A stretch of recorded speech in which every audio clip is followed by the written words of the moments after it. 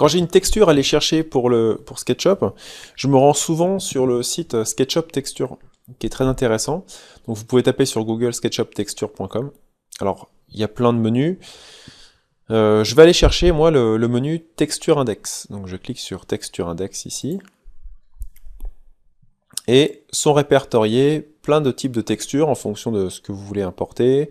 Il y a des métiers comme dans l'urbanisme, on a besoin d'avoir des textures de béton, de route. Moi, je veux du bois, et pour la décoration de l'intérieur, j'aimerais bien avoir un parquet un peu ancien, type point de Hongrie. C'est un parquet, ça fait des lames en V, vous voyez, dans les appartements un peu classe, haussmanniens, les châteaux. Donc, je vais sur Texture Index, je suis allé dans la rubrique bois, et puis je viens chercher maintenant la texture qui m'intéresse. Alors de mémoire, je sais qu'elle est, hop, assez loin dans la pile.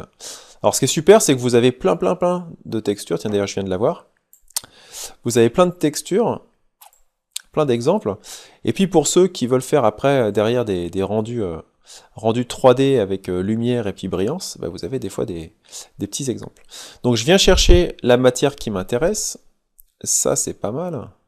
Très intéressant. Et puis dès que je suis content et décidé par la matière, je vais aller cliquer sur le petit bouton rouge Download ici. D'accord? Si je clique sur l'image, bon bah j'ai un aperçu, mais l'image n'est pas en très bonne qualité. Donc je vous conseille, tiens, je suis parti du menu, hop, je recommence, je vais revenir en bas, hop, ici. Donc ne cliquez pas sur l'image, mais plutôt sur le lien rouge. Ça vous renvoie tout de suite sur une page Facebook, et là, en cliquant sur une des matières, vous avez un agrandissement. Bon, je vais prendre celle-là ici. Voilà, vous avez un aperçu, et celle-ci est en meilleure qualité. Et donc pour la télécharger, fastoche, clic droit, enregistrer l'image sous, et je vais aller enregistrer mon image dans un dossier approprié, mes textures par exemple, voilà. Et puis je l'appelle point de Hongrie clair. On sait jamais si derrière je veux récupérer d'autres points de Hongrie avec une autre couleur. Je vais dans SketchUp et là j'ai créé un modèle rapide avec mon ami Steve et ses lunettes rouges que je vais enlever. Non, je vais le laisser, il est sympa lui. Et on va importer la texture. Donc pour importer ma texture, je clique pas sur le pot de peinture, mais dans le menu fichier.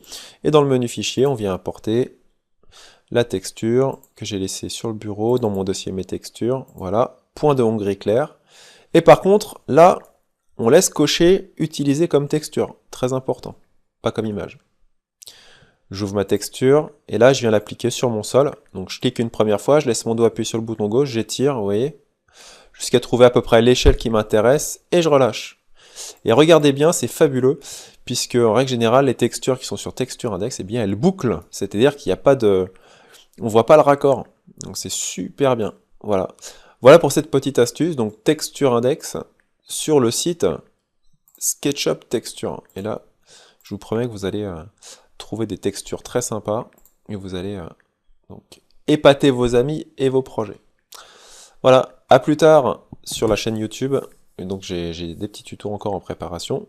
Et si vous avez des questions, n'hésitez pas à aimer à commenter, à aimer la vidéo. Et voilà, on se retrouve bientôt.